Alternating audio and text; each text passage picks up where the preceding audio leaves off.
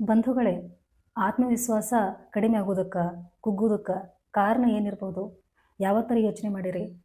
ಅದೇ ವಿಚಾರವನ್ನು ಇವತ್ತಿನ ದಿವಸ ತಿಳ್ಕೊಳ್ಳೋಣ. ಆತ್ಮೀಯ ಸ್ನೇಹಿತರೆ, ಎಲ್ಲರಿಗೂ ನಿಮ್ಮ ವಿಶಾಲಾಕ್ಷಿಯ ನಮಸ್ಕಾರಗಳು. ಹೇಗಿದ್ದೀರಿ ಎಲ್ಲರೂ? ಎಲ್ಲರ ಧ್ಯಾನಾಭ್ಯಾಸ ಹೆಂಗೆ ನಡೆದತ್ರಿ? ಓಕೆ. ಜಗವೆಲ್ಲ ನಗುತ್ತಿರಲಿ, ಜಗದೊಳಲು ನನಗಿರಲಿ. ಈ ಮಾತು ಎಷ್ಟು ಚಂದ ಐತಿಲ್ರಿ? ಹೌದು, ಈ ಮಾತು ಭಾಳ ಚಂದ ಐತಿ. ಇದನ್ನು ಅಳವಡಿಸ್ಕೊಂಡ್ರು ಒಳ್ಳೆಯದು.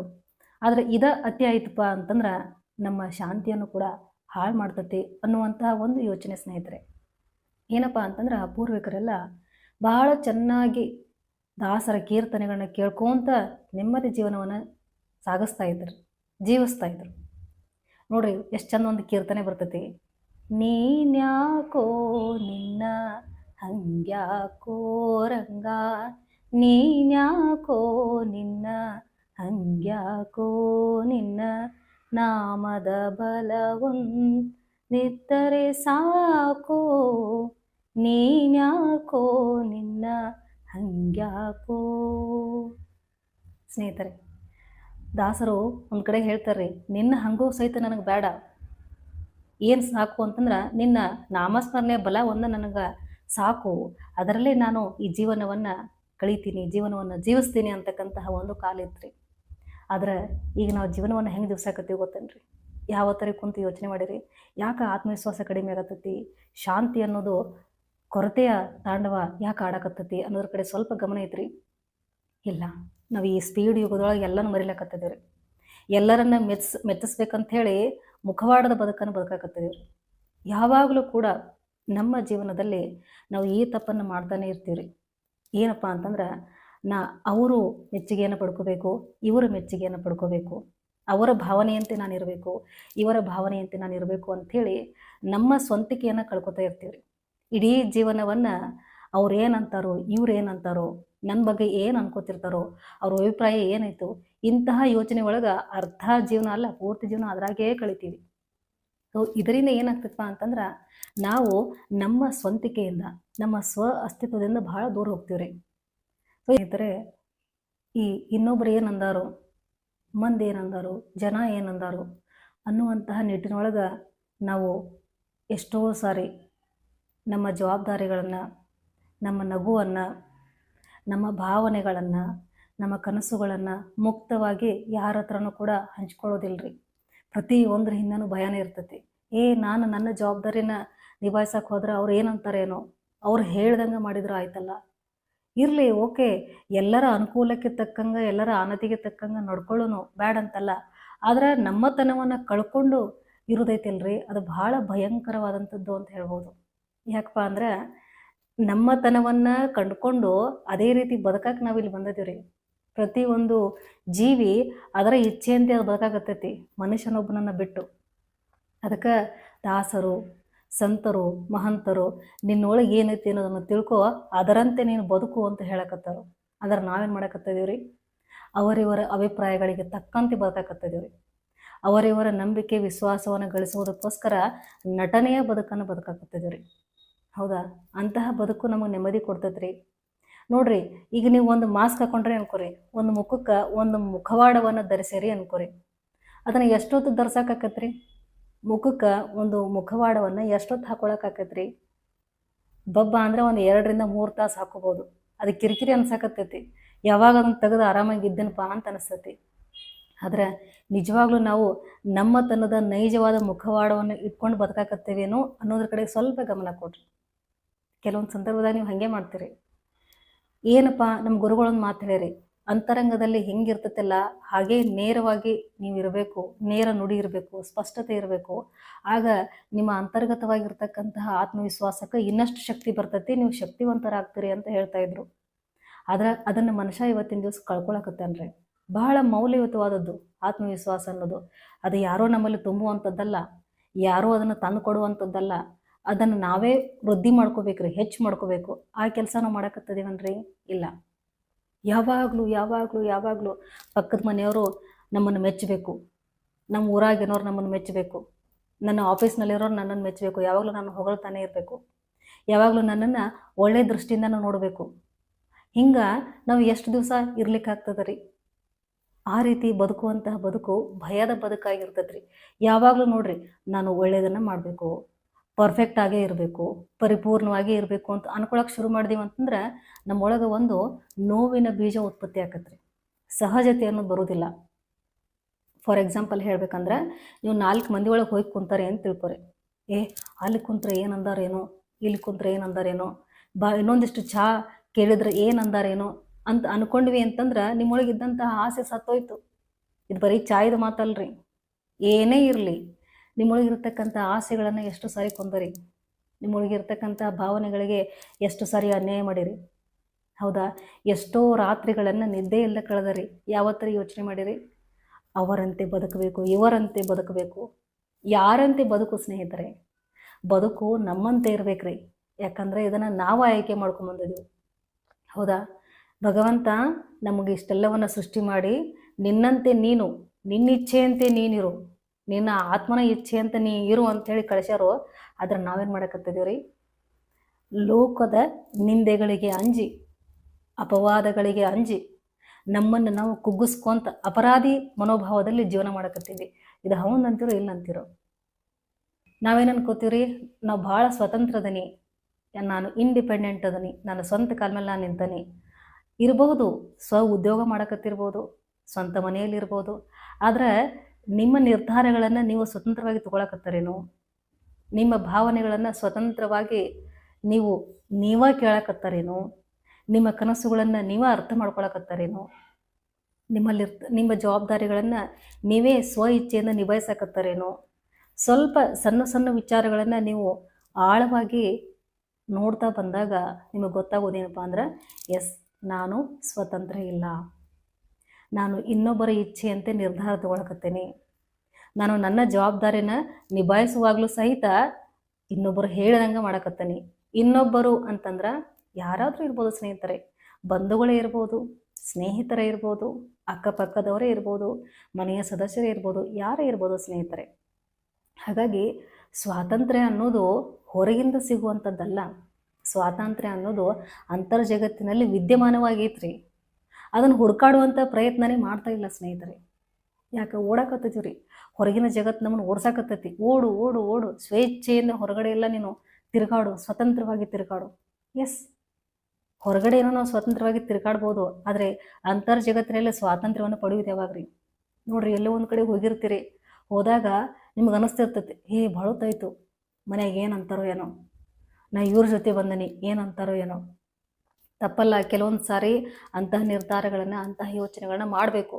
ಹೌದಾ? ಜವಾಬ್ದಾರಿ ಇರ್ತೈತ್ರಿ. ಆದ್ರೆ ಇದು ಅತಿ ಆಯ್ತಪ್ಪ ಅಂತಂದ್ರೆ ಅಪರಾಧಿ ಮನೋಭಾವ ಅನ್ನೋದು ಬೆಳೆದು ಬಿಡ್ತೈತ್ರಿ. ನೋಡ್ರಿ, ಜೈಲು ಅನ್ನೋದು ಎಲ್ಲೋ ಒಂದು ಕಡೆಗೆ ಐತಿ ಅಂತ ಅನ್ಸಂಗಿಲ್ಲ. ಅವಾಗ ನಾನು ಒಂದು ಕಾರಾಗೃಹದಲ್ಲಿ ವಾಸ ಮಾಡಕತ್ತಾನಲ್ಲ ಅಂತ ಯಾವಾಗಲೂ ಅನ್ಸಕ್ಕೆ ಶುರು ಆಗ್ತೈತಿ. ಹಾಗಾಗಿ ಸ್ನೇಹಿತರೆ, ಒಂದು ಪಕ್ಷಿ, ಒಂದು ಪಂಜರದಲ್ಲಿ ಒಂದು ಗಿಳಿ ಇತ್ತು. ಅದು ಸ್ವಾತಂತ್ರ್ಯ ಸ್ವಾತಂತ್ರ್ಯ ಸ್ವಾತಂತ್ರ್ಯ ಅಂತೇಳಿ ಕೂಗ್ತಾ ಇತ್ತಂತ್ರಿ. ಅದೇ ಮಾರ್ಗವಾಗಿ ಒಬ್ಬರು ಪೂಜ್ಯರು, ಒಬ್ಬರು ಸ್ವಾಮೀಜಿಯವರು ಹೋಗ್ತಾ ಇದ್ರಂತೆ. ಅದನ್ನು ನೋಡ್ತಾರ್ರಿ, ಅವ್ರಿಗೆ ಭಾಳ ಖೇದ ಅನಿಸ್ತೈತಿ. ಅರೆ, ಸುಂದರವಾಗಿ ಹಾರಾಡುವಂಥ ಹಕ್ಕಿಯನ್ನು ಯಾರಪ್ಪ ಪಂಜರದೊಳಗೆ ಬಂಧಿಸಿಬಿಟ್ಟಾರೋ ಅಂಥೇಳಿ ಅವ್ರೇನು ಮಾಡ್ತಾರ್ರಿ, ಅದನ್ನು ಮುಕ್ತ ಮಾಡಿಬಿಡ್ತಾರ್ರಿ. ಹೋಗಪ್ಪ, ನೀನು ಆಕಾಶದೆತ್ತರಕ್ಕೆ ಹಾರಿ ಸ್ವತಂತ್ರವಾಗಿರು ಅಂತ ಹೇಳ್ತಾರಂತ್ರಿ. ಅದೇನು ಮಾಡ್ತತಿ, ಡೋರ್ ಓಪನ್ ಮಾಡಿದ ತಕ್ಷಣ ಹೊರಗಡೆ ಹೋಗ್ತತಿ. ಹೊರಗಡೆ ಹೋದ ನಂತರ ಮತ್ತೆ ವಾಪಸ್ ಬಂದು ಕುಂತು ಮತ್ತು ಪಂಜರದೊಳಗೆ ಬಂದ ಕುಂತು ಏನಂತತಿ, ಸ್ವಾತಂತ್ರ್ಯ ಸ್ವಾತಂತ್ರ್ಯ ಸ್ವಾತಂತ್ರ್ಯ ಅಂತ ಹೇಳಕ್ಕೆ ಶುರು ಮಾಡ್ತತಿ. ಬಹುಶಃ ನಮ್ಮೆಲ್ಲರ ಸ್ಥಿತಿನೂ ಕೂಡ ಹಂಗಾಗಿದೆ ಸ್ನೇಹಿತರೆ. ಏನಪ್ಪ ಅಂತಂದ್ರೆ, ಸ್ವಾತಂತ್ರ್ಯ ಅಂಥೇಳಿ ಬರೀ ಬಾಯಿ ಮಾತಿಗೆ ಅಷ್ಟೇ ಹೇಳಕತ್ತಿದ್ದೀವಿ, ಆದ್ರೆ ಅದನ್ನು ಅನುಭವಿಸಕತ್ತಿಲ್ಲ, ಆ ರೀತಿನಲ್ಲಿ ಜೀವಿಸಕತ್ತಿಲ್ಲ. ಸ್ವಾತಂತ್ರ್ಯ ದಿನಾಚರಣೆಯನ್ನು ಕೂಡ ಆಚರಿಸ್ತೀವಿ ಸ್ನೇಹಿತರೆ. ಇಡೀ ದೇಶಕ್ಕೆ ಎಲ್ಲ ಸ್ವಾತಂತ್ರ್ಯ ಸಿಕ್ಕತ್ತೆ, ಆದ್ರೆ ನಾವು ನಮಗೆ ಇನ್ನೂ ಸ್ವಾತಂತ್ರ್ಯವನ್ನು ಕೊಟ್ಟಿಲ್ಲ. ನಮ್ಮ ಭಾವನೆಗಳನ್ನು, ಕನಸುಗಳನ್ನು, ನಮ್ಮದೇ ಆದಂತಹ ಕಾರ್ಯವೈಖರಿಗಳನ್ನು ತೋರಿಸ್ಕೊಳ್ಳೋಕ್ಕೂ ಕೆಲವೊಂದು ಸರಿ ಭಯ ಪಡ್ತೀವಿ ರೀ. ಏನು ಹಾಕೋತೀವೋ ಏನೋ, ನಾ ತಪ್ಪಾಗಿ ಮಾತಾಡ್ತಾನೋ ಏನೋ, ನನ್ನಿಂದ ಕೆಲಸ ಆಗ್ತತೋ ಇಲ್ಲೋ. ಎಷ್ಟು ಕೀಳರಿಮೆ ಇದು! ಈ ಕೀಳರಿಮೆ ಏನು ಮಾಡ್ತತಿ ಅಂತಂದ್ರೆ, ನಮ್ಮೊಳಗೆ ಇರ್ತಕ್ಕಂತಹ ಊರ್ಜಾ ಶಕ್ತಿ ಅಂದ್ರೆ ಏನು ಗೊತ್ತಾ ಸ್ನೇಹಿತರೆ? ನಮ್ಮ ಆತ್ಮನಿಗೆ ಇರ್ತಕ್ಕಂಥ ವಿಶೇಷವಾದ ಶಕ್ತಿ, ಬ್ರಹ್ಮಾಂಡದ ಶಕ್ತಿ ನಮ್ಮ ಜೊತೆ ಕನೆಕ್ಟ್ ಆಗಿರ್ತೈತೆ ರೀ. ಅದು ಬಹಳಷ್ಟು ವಿಶೇಷವಾದಂಥ ಶಕ್ತಿ. ನಾವು ಈ ರೀತಿ ಕೀಳರಿಮೆಯೊಳಗೆ ಇದ್ದೀವಪ್ಪ ಅಂತಂದ್ರೆ ಆ ಶಕ್ತಿ ಇನ್ನಷ್ಟು ಕುಗ್ತಾ ಹೋಗ್ತದ್ರಿ, ಇನ್ನಷ್ಟು ಕುಗ್ತಾ ಹೋಗ್ತತಿ. ನಮ್ಮಲ್ಲಿ ಎಷ್ಟು ಸಾಮರ್ಥ್ಯ ಐತಿ ಅಂತಂದ್ರೆ ಇದೇ ಒಂದು ಜನ್ಮದಲ್ಲಿ ಬ್ರಹ್ಮ ತತ್ವವನ್ನು ತಿಳ್ಕೊಳ್ಳುವಂಥ ಸಾಮರ್ಥ್ಯ ನಮ್ಮಲ್ಲಿ ಐತ್ರಿ. ಆದರೆ ಇಂತಹ ಚಿಕ್ಕ ಚಿಕ್ಕ ತಪ್ಪುಗಳಿಂದ ಅಂತಹ ದೊಡ್ಡ ಮಟ್ಟದ ಸಾಧನೆ ಮಾಡೋಕ್ಕಾಗುತ್ತೆ ಸ್ನೇಹಿತರೆ. ಹಾಗಾಗಿ ನಾವು ಹಂಗೆ ಈ ಭೂಮಿ ಪರಿಧಿ ಒಳಗೆ ತಿರುಗಾಡ್ಕೋತಾ ಇರ್ತೀವಿ. ಅವ್ರೇನಂದಾರೋ ಇವ್ರೇನಂದಾರೋ, ಯಾರೇನಂತಾರೆ ಸ್ನೇಹಿತರೆ? ನೀವು ಅನ್ಕೋತಿರ್ತೀರಿ, ಅವ್ರು ನನ್ನ ಬಗ್ಗೆ ಹಿಂಗೆ ವಿಚಾರ ಮಾಡ್ತಿರ್ತಾರಲ್ಲ, ಇದನ್ನ ಅನ್ಕೋತಿರ್ಬೋದಲ್ಲ ಅಂತ ನೀವು ಅನ್ಕೋತಿರ್ತೀರಿ. ಆದ್ರೆ ನೀವು ಅಂದುಕೊಂಡಷ್ಟು ಅಲ್ಲಿ ಯೋಚನೆಗಳು ಇರೋದಿಲ್ಲ. ಯಾಕೆ? ಅವ್ರಿಗೆ ಜೀವನ ಇಲ್ಲ, ಅವ್ರಿಗೆ ಅವ್ರದ್ದೇ ಆದಂಥ ಜವಾಬ್ದಾರಿಗಳಿಲ್ಲ. ಸ್ನೇಹಿತರೆ, ಒಂದು ಚೆನ್ನಾಗಿ ತಿಳ್ಕೊಬಿಡ್ರಿ, ನಮ್ಮ ಬಗ್ಗೆನ ಎಲ್ಲರೂ ಯೋಚನೆ ಮಾಡ್ಕೊಂತ ಕೂತಿರಂಗಿಲ್ಲ. ಎಲ್ಲರಿಗೂ ಅವರವ್ರದೇ ಆದಂಥ ಜವಾಬ್ದಾರಿಗಳದವ್ರಿ, ಅವರವ್ರದೇ ಆದಂತಹ ಪ್ರಪಂಚ ಐತಿ. ಸುಮ್ಮನೆ ಎದುರಿಗೆ ಸಿಕ್ಕಾಗ ನೀ ಹಿಂಗಿದ್ಯಲ್ಲ, ನೀನ ಯಾವಾಗ ಮುಂದೆ ಬರೋಕೆ, ನೀ ಯಾವಾಗ ಮುಂದೆ ಬರವ, ನಿನ್ನ ಜೀವನ ಹಿಂಗೈತಿ ಅಂತ ಮಾತಿಗೆ ಅನ್ಬೋದು ಅಷ್ಟೇ. ಆ ಕ್ಷಣಕ್ಕೆ ನಮ್ಮ ಜೊತೆ ಮಾತಾಡ್ತಾರೋ ಹೋಗ್ಬಿಡ್ತಾರೋ, ನೆಕ್ಸ್ಟ್ ಸೆಕೆಂಡನ್ನು ಅವ್ರು ಅದನ್ನ ಮರೆತು ಬಿಟ್ಟಿರ್ತಾರೋ. ಆದ್ರೆ ನೀವು ಅದನ್ನು ಕ್ಯಾರಿ ಮಾಡ್ಕೊಂಡು ಬಂದಿರ್ತೀರಿ. ಅವ್ರು ಹಿಂಗೆ ಅಂದ್ರಲ್ಲ, ಇನ್ನು ನನ್ನ ಜೀವನ ಹಿಂಗೆ, ನಾ ಇನ್ನೂ ಎಷ್ಟು ಮುಂದೆ ಹೋಗಬೇಕು. ಒಂದು ವೇಳೆ ನಾನು ಕೂಡ ಎಲ್ಲವನ್ನು ಹೊಂದಿದ್ರೆ, ಒಂದು ವೇಳೆ ನನಗೂ ಕೂಡ ಜಾಸ್ತಿ ದುಡ್ಡು ಇತ್ತಪ್ಪ ಅಂತಂದ್ರೆ, ಒಂದು ವೇಳೆ ನನಗೂ ಸುಂದರವಾದಂಥ ರೂಪ ಇತ್ತಂದ್ರೆ ಹೆಂಗಿತ್ತು ಸ್ನೇಹಿತರೆ? ಈ ಒಂದು ವೇಳೆ ಅನ್ನುವಂಥ ಶಬ್ದ ಏನೈತಲ್ಲ, ನಮ್ಮನ್ನು ಛಿದ್ರವಾಗಿ ಮಾಡಿದ್ರಿ. ಒಪ್ಕೊಂಬಿಡ್ರಿ, ನಾವು ಹೆಂಗದೀವಲ್ಲ ಹಂಗೆ ನಮ್ಮನ್ನು ಒಪ್ಕೊಂಡ್ಬಿಡ್ಬೇಕು. ಕೆಲವ್ರು ಹೇಳ್ತಿರ್ತಾರೆ, ನಿಂಗೇನು ಬೇಡ, ಕಾಮನ್ ಸೆನ್ಸೇ ಇಲ್ಲ, ನಿನಗೆ ವ್ಯವಹಾರ ಜ್ಞಾನನೇ ಇಲ್ಲ. ಹೇಳ್ತಿರ್ತಾರಲ್ಲ, ಓಕೆ, ನನಗೆ ವ್ಯವಹಾರ ಜ್ಞಾನ ಇಲ್ಲ, ನನಗೆ ಸಾಮಾನ್ಯ ಜ್ಞಾನ ಇಲ್ಲ, ನಾನು ಅಪೂರ್ಣ ಅದನು ಅಂತ ಒಪ್ಕೊಂಡ್ಬಿಡ್ರಿ ಅಂತಂದ್ರೆ ನಿಮ್ಮೊಳಗೆ ಇರ್ತಕ್ಕಂತಹ ಊರ್ಜಾಶಕ್ತಿ ಹೊಸತನ್ನು ಪಡೆಯೋದಕ್ಕೆ ಸಿದ್ಧ ಆಗ್ತದ್ರಿ. ನಿಮ್ಮೊಳಗೆ ಕಮ್ಮಿ ಅನ್ನೋದಿರ್ತತಿ, ನಿಮ್ಮೊಳಗೆ ಅಪೂರ್ಣ ಅನ್ನೋದಿರ್ತತಿ. ತೋರಿಕೆಗಾಗಿ ಅದು ನನಗೆ ಬರ್ತತಿ, ಇದು ನನಗೆ ಬರ್ತತಿ ಅಂತ ನೀವು ಅಂದ್ಕೊಂಡ್ಬಿಟ್ರಿ ಅಂತಂದ್ರೆ ಮತ್ತು ನಿಮ್ಮೊಳಗೆ ಏನಾದ್ರು ಅಂಕುರಿಸಿರ್ತೈತ್ರಲ್ಲ, ಆ ಒಂದು ಬದಲಾವಣೆಯ ಬೀಜ ಅದು ಮತ್ತೆ ಅಲ್ಲೇ ಕುಗ್ಗಿ ಹೋಗ್ತತಿ. ನೀವು ಅದಕ್ಕೆ ಅವಕಾಶ ಕೊಡ್ತಿರೋ, ಏನು ಅಂತರಂಗದ ಪರಿವರ್ತನೆಗೆ ಅವಕಾಶ ಕೊಡ್ತಿರೋ. ಇದು ಎಲ್ಲರಿಗೂ ಅನ್ವಯ ಆಗುವಂತಹ ಮಾತು ಸ್ನೇಹಿತರೆ. ವಿದ್ಯಾರ್ಥಿನೇ ಇರಲಿ, ಒಬ್ಬ ಗೃಹಿಣಿನೇ ಇರಲಿ, ಒಬ್ಬ ಉದ್ಯಮಿನೇ ಇರಲಿ, ಒಬ್ಬ ರೈತನೇ ಇರಲಿ, ಯಾರೇ ಇರಲಿ, ನಿಮ್ಮ ಅನಿಸಿಕೆ ಅಭಿಪ್ರಾಯಗಳನ್ನು ಇನ್ನೊಬ್ಬರ ಹತ್ರ ಹಂಚ್ಕೋರಿ, ಬೇಡ ಅನ್ನಂಗಿಲ್ಲ. ಆದರೆ ಇನ್ನೊಬ್ಬರ ಅಭಿಪ್ರಾಯನೂ ಕಲೆಕ್ಟ್ ಮಾಡ್ಕೊತ ಹೋದೆ ಅಂತಂದ್ರೆ ಎಷ್ಟು ವಿಪರೀತ ಪರಿಣಾಮ ಬೀರ್ತದಂದ್ರೆ ಸ್ನೇಹಿತರೆ, ಹೇಳ್ತಾರ್ರಿ, ಅವರವರ ಅಭಿಪ್ರಾಯಕ್ಕೆ ತಕ್ಕಂಗೆಲ್ಲ ಹೇಳ್ಕೊತ ಹೋಗ್ತಾರೋ. ಅದನ್ನು ಸರಿ ಮಾಡಬೇಕು, ಇದನ್ನು ಸರಿ ಮಾಡಬೇಕು. ಒಂದು ಏನಾರೇ ಕೆಲಸ ಮಾಡಿರ್ತೀರಿ, ಆ ಕೆಲಸಕ್ಕೆ ನೀವು 100 ಮಂದಿ ಅಭಿಪ್ರಾಯ ಕೇಳ್ರಿ ಅಂತಂದ್ರೆ ಮರೆ ಯಾಕರೆ ಈ ಕೆಲಸ ಮಾಡಿ ನೀವು ಲೆಕ್ಕಕ್ಕೆ ಬರ್ತೀರಿ. ಒಮ್ಮೆ ಏನಾಗಿತ್ತಪ್ಪ ಅಂತಂದ್ರೆ, ಒಬ್ಬ ಶ್ರೇಷ್ಠ ಚಿತ್ರಕಾರ ಒಂದು ಚಿತ್ರವನ್ನು ಬರೆದಿರ್ತಾನ್ರಿ. ಚಿತ್ರವನ್ನು ಬರೆದ ಆ ಒಂದು ಚಿತ್ರಕಲಾ ಪ್ರದರ್ಶನದಲ್ಲಿ ಇಟ್ಟಿರ್ತಾನ್ರಿ. ಇಟ್ಟ ತಕ್ಷಣ ಒಬ್ಬರು ಬಂದು, ಭಾಳಷ್ಟು ಸುಂದರವಾದಂಥ ಪೇಂಟಿಂಗ್ ಐತಿ, ಇದಕ್ಕೆ ಸಾಕಷ್ಟು ಪ್ರಶಂಸೆಗಳು ಬರಬೇಕು, ಹಾಗಾಗಿ ನೀ ಕೆಳಗಡೆ ಏನು ಮಾಡು ಅಂತಂದ್ರೆ, ನೀವು ಪೇಂಟಿಂಗ್ ಏನು ನೋಡಕತ್ತಾರಲ್ಲ, ಇದಕ್ಕೆ ತಕ್ಕಂಗೆ ಒಂದಿಷ್ಟು ಅಭಿಪ್ರಾಯಗಳನ್ನು ಬರೀರಿ, ಇದನ್ನು ನೋಡಿ ನಿಮಗೆ ಏನು ಅನಿಸ್ತು ಅನ್ನೋದನ್ನು ಬರೀರಿ ಅಂತ ಹೇಳ್ತಾರೆ. ಒಂದು ಬುಕ್ ಇಡ್ತಾನ್ರಿ. ಆಮೇಲೆ 1 ಗಂಟೆ ಆಗ್ತೈತಿ, ಸಾಕಷ್ಟು ಜನ ಬರ್ತಾರೋ, ಭಾಳ ಸುಂದರವಾಗೈತಿ, ಹಂಗೈತಿ ಹಿಂಗೈತಿ, ಅದ್ಭುತವಾಗೈತಿ, ಜಗತ್ತಿನಲ್ಲೇ ವಿಶಿಷ್ಟವಾದಂತಹ ಕಲಾಕೃತಿ ಎಲ್ಲ ಹೇಳ್ತಾರ್ರಿ. ಆಗ್ತೈತಿ. ಆ ನಂತರ ಆ ಬುಕ್ಕನ್ನು ತೊಗೋತಾನ್ರಿ, ಅವನ ಸಂಗಡಿಗೆ ಮತ್ತೆ ಬರ್ತಾನ್ರಿ. ಈಗ ಏನು ಮಾಡು ಅಂತಂದ್ರೆ, ಸ್ವಲ್ಪ ನೋಡು ಜನರ ಮನೋಭಾವ ಹೆಂಗೈತಿ ಅನ್ನೋದನ್ನು ಸ್ವಲ್ಪ ನೋಡು, ಪ್ರಶಂಸೆಯನ್ನು ಮಾಡ್ಯಾರು, ಇನ್ನು ಈ ಚಿತ್ರದೊಳಗೆ ಕೊರತೆ ಏನೈತಿ ಅನ್ನೋದನ್ನು ಬರೀರಿ ಅಂಥೇಳಿ ಒಂದಷ್ಟು ಲೇಖನವನ್ನು ಅಲ್ಲಿ ಬರೆದಿಡು, ಆಗ ನೋಡೋಕ್ಕೆ ಹೆಂಗಿರ್ತತಿ ಅಂತ ಹೇಳ್ತಾನ್ರಿ. ಆಗ ಅದೇ ತರಹ ಚಿತ್ರಕಾರ ಏನು ಮಾಡ್ತಾನ್ರಿ, ಒಂದು ಲೇಖನ ಬರೆದಿಡ್ತಾನ್ರಿ. ಈ ಚಿತ್ರದಲ್ಲಿ ಏನು ಕೊರತೆಗಳದಾವು, ನೀವು ಇಲ್ಲಿ ಬರಿಬೇಕು ಅಂತ ಹೇಳ್ತಾನ್ರಿ. ಆಗ ನೋಡಂಗಿಲ್ರಿ, ಅದನ್ನ ಬುಕ್ಕಿನಾಗ ಬರ್ದಿದ್ದು ಕೈ ಸಣ್ಣಾಗೈತಿ, ಕಣ್ಣು ಸಣ್ಣಾಗೈತಿ, ಬಣ್ಣ ಸರಿ ಇಲ್ಲ, ಹಿಂಗೆ 108 ಟೀಕೆಗಳು ಟಿಪ್ಪಣಿಗಳು ಬುಕ್ಕಿನಾಗೆಲ್ಲ ಬರೀತಾರೆ. ಅದೂ ಸಾಕಾಗಂಗಿಲ್ಲ, ಜಾಗನೇ ಇಲ್ಲಲ್ಲ, ಎಲ್ಲಿ ಬರಿಬೇಕು? ಆ ಪೇಂಟಿಂಗ್ ಮೇಲೆ ಬರೀತಾರ್ರಿ. ಪೇಂಟಿಂಗ್ ಕಾಣಿಸ್ದೇ ಇರೋ ಥರ ಟೀಕೆಗಳನ್ನು ಟಿಪ್ಪಣಿಗಳನ್ನು ಬರೆದು ಎಲ್ಲ ಜನಸಂದಣಿ ಹೋಗ್ತದ್ರಿ. ಆಗ ಆ ಸಂಗಡಿಗ ಚಿತ್ರಕಾರನೇ ಹೇಳ್ತಾನೆ, ನೋಡಿದಿ ಈ ಲೋಕದ ಒಂದು ಸಿದ್ಧಾಂತ ನೋಡಿದಿ ಹೆಂಗೈತಿ, ಪ್ರಶಂಸೆ ಅಂತಂದ್ರೆ ಸ್ವಲ್ಪ ಇರ್ತಾವೆ, ಹೊಗಳಿಕೆ ಸ್ವಲ್ಪ ಇರ್ತಾವೆ, ಆದ್ರೆ ಅಭಿಪ್ರಾಯ ಕೇಳಕತ್ತಿ ಅಂತಂದ್ರೆ ಅಭಿಪ್ರಾಯ ಇರೋದಿಲ್ಲ, ಅವು ಟೀಕೆಗಳಾಗಿ ಮಾರ್ಪಾಟಾಗ್ತಾವೆ. ನಿನಗೆ ಅಭಿಪ್ರಾಯಗಳು ಬೇಕೋ ಏನು ಪ್ರಶಂಸೆ ಬೇಕು ಅಂದಾಗ ಚಿತ್ರಕಾರ ಹೇಳ್ತಾನೋ, ಒಂದೇದು ಯಾವುದಪ್ಪ ಅಂತಂದ್ರೆ ಇನ್ನೊಬ್ಬ ದೃಷ್ಟಿಯಲ್ಲಿ ಒಳ್ಳೆಯವರಂತೆ ಕಾಣಿಸೋದು. ಯಾವಾಗಲೂ ಕೂಡ ಯಾರೂ ಕೂಡ ಇನ್ನೊಬ್ಬರ ದೃಷ್ಟಿಯೊಳಗೆ ಒಳ್ಳೆಯವರಾಗಿರೋಕ್ಕಾಗೋದಿಲ್ಲ ಸ್ನೇಹಿತರೆ. ನೀವು ಒಂದು 100 ಮಂದಿಗೆ ಅಥವಾ 1,000 ಮಂದಿಗೆ ಒಳ್ಳೆಯವರಾಗಿದ್ರಿ ಅಂತಂದ್ರೆ 100 ಮಂದಿಗೆ ನೀವು ಕೆಟ್ಟವರಾಗೇ ಇರ್ತೀರಿ. ಅದು ನಿಮ್ಮ ತಪ್ಪಲ್ಲ, ಅದು ಆ ಜನರ ಮನಸ್ಸಿನ ಒಂದು ಸ್ಥಿತಿ, ಅವರ ಒಂದು ಭಾವ, ನೋಡುವಂತಹ ರೀತಿನ ವಕ್ರವಾಗಿತ್ತು ಅಂತಂದ್ರೆ ನೀವೇನು ಮಾಡೋಕ್ಕಾಗೋದಿಲ್ಲ. ಇನ್ನೊಂದೇನಪ್ಪ ಅಂತಂದ್ರೆ ನಮ್ಮ ತಪ್ಪುಗಳನ್ನು ಮುಚ್ಚಿಡೋದಕ್ಕೋಸ್ಕರ ನಾವು ಸಮರ್ಥನೆ ಕೊಟ್ಕೊಂತ ಹೋಗ್ತೀವಿ ರೀ. ಏನೋ ಮಾತಾಡೋ ಸಮಯದೊಳಗೆ 1-2 ತಪ್ಪು ಮಾತು ಬಂದಿರ್ತಾವೆ, ಓಕೆನಾ? ಅದಕ್ಕೆ ಎಷ್ಟು ಸಮರ್ಥನೆ ಕೊಡೋದು? ಅಗತ್ಯಕ್ಕೆ ತಕ್ಕಷ್ಟು ಸಮರ್ಥನೆ ಕೊಡ್ರಿ, ಬೇಡ ಅನ್ನಂಗಿಲ್ಲ. ಇಲ್ಲ ನಂದು ತಪ್ಪಾಗೈತಿ ಅಂತ ಒಪ್ಕೊಂಬಿಡ್ರಿ. ಎಸ್, ನನ್ನಿಂದ ತಪ್ಪಾಗೈತಿ, ಇದು ಪುನಃ ಇನ್ನೊಂದು ಸತಿ ಆಗಂಗಿಲ್ಲ, ಆಗೋದಕ್ಕೆ ನಾ ಬಿಡಂಗಿಲ್ಲ, ನಾನು ಬದಲಾವಣೆ ಆಗ್ತೀನಿ ಅಂತ ಅಂದ್ಕೊಂಬಿಡ್ರಿ. ಆ ಸಮಸ್ಯೆನ ಮುಗಿದು ಹೋಗ್ತತಿ.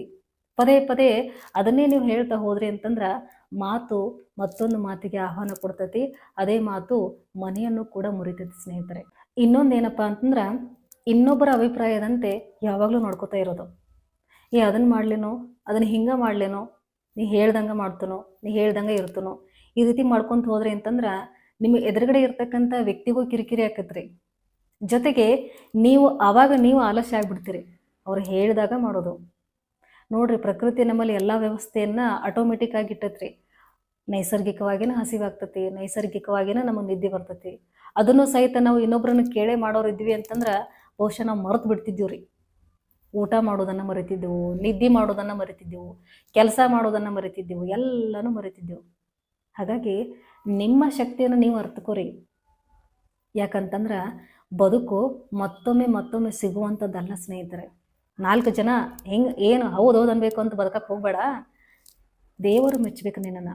ಯಾರು ಮೆಚ್ಚಬೇಕು ಅಂದ್ರೆ ಸೃಷ್ಟಿಕರ್ತ, ನಿನ್ನನ್ನು ಯಾರು ಸೃಷ್ಟಿ ಮಾಡ್ಯಾರಲ್ಲ ಅವರು ಮೆಚ್ಚಬೇಕು. ಹಂಗೆ ನೀ ಬದುಕು.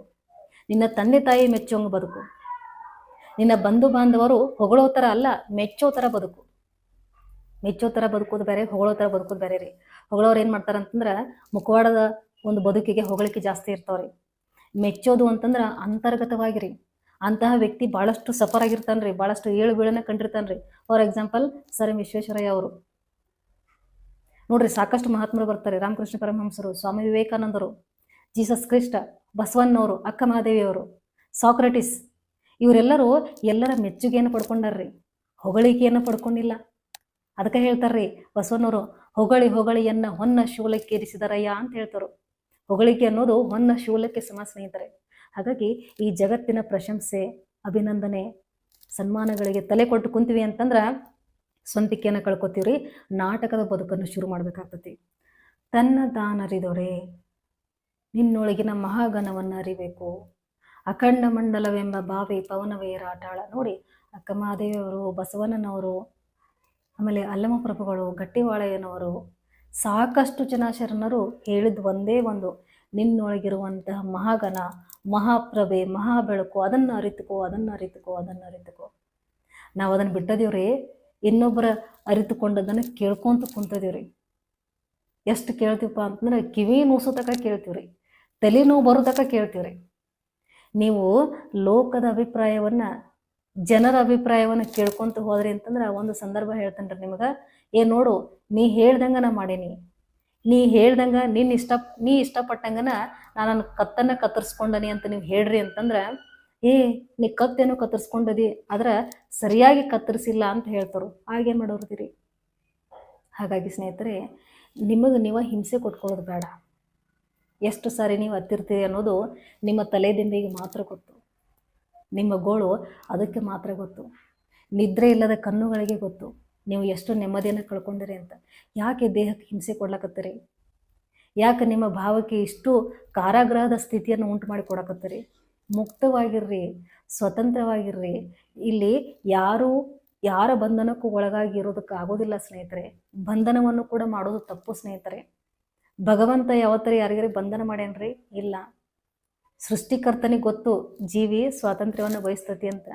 ನಮಗೆ ಯಾರ ಮೇಲೆ ಪ್ರೀತಿ ಇತ್ತಪ್ಪ ಅಂತಂದ್ರೆ ಅವರನ್ನು ಸ್ವಾತಂತ್ರ್ಯವಾಗಿ ಇರ್ಲಾಕ್ ಬಿಟ್ಟುಬಿಡ್ರಿ.